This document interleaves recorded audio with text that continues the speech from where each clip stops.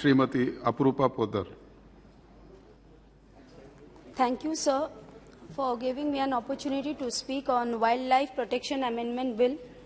I thank my party for giving me an opportunity, sir. Sir, the Act also schedules of plants and animals that are afforded various degrees of protection and monitoring by the government. Through this bill, this Act will be amended after 16 years. It's a welcoming process, sir. The most important reason given by the Environmental Ministry for introducing the bill, the urgent need to provide legislative backing to the commitments made by India over past many years to the Convention of International Trade in Endangered Species of Wild Fauna and Flora, a multilateral treaty to protect endangered plants and animals that came into force in 1975. Now I would like to discuss on the provision of the bill. So the bill seeks to implement provisions of Convention on International Trade and Endangered Species of Wild Fauna and Flora. It provides the central government to designate a management authority which grants export or import permits for trade or specimens. It prohibits any person from modifying to or removing the identification mark of the specimen. Currently, the Act has 6 schedules for specially protected plants, specially protected animals and vermin species. The bill reduced to number of 4 schedules, sir. The bill empowers the central government to regulate or prohibit the import, trade, possession or proliferation of invasive alien species. The invasive alien species refers to plant or animal species which are not native to India and whose introduction may adversely impact wildlife or its habits. The central government may authorize an officer to seize and dispose the invasive species.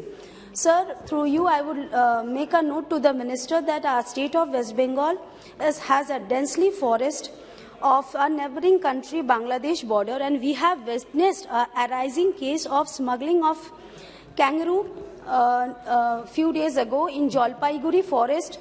The forest department have seized it. Sir, the kangaroos are exotic species to India and they do not natively belong here.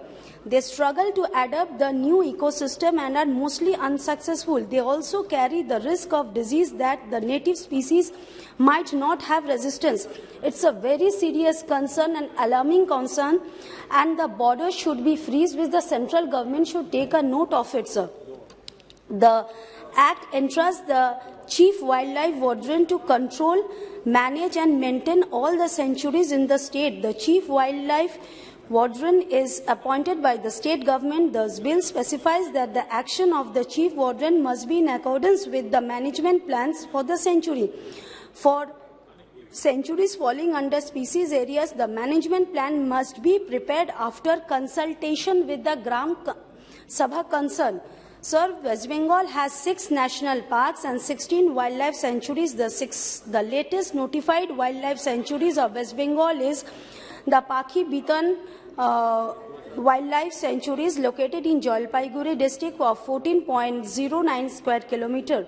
Sir, we in West Bengal, our government has also been successfully done the sustained effort to build awareness led to drop ritualistic hunting by 95%, sir.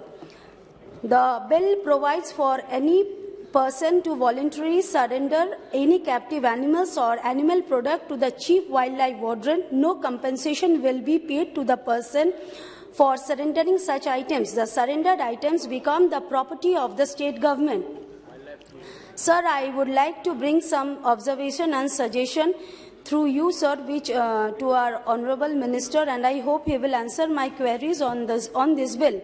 The Parliamentary Committee recommended the deletion of the exemption clause for elephants and argued that a careful balance between tradition and conservation was needed.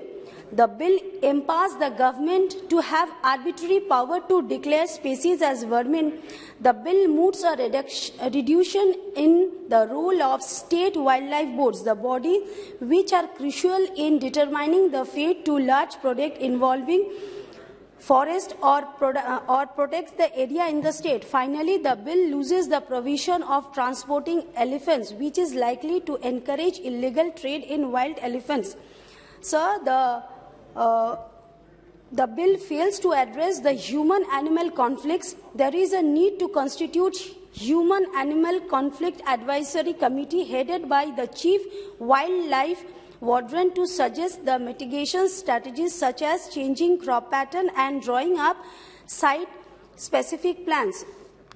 Sir, the Wildlife Protection Act 1972 specially prohibits trade in wildlife animals, including captive and wild elephants. Under Section 40 and 43 of the law, transfer, acquiring and receiving of the live captive elephant is permissible only with the prior approval of the Chief Wildlife Warden. However, such transfer, acquisition and receiving of the elephant should not involve any commercial transaction.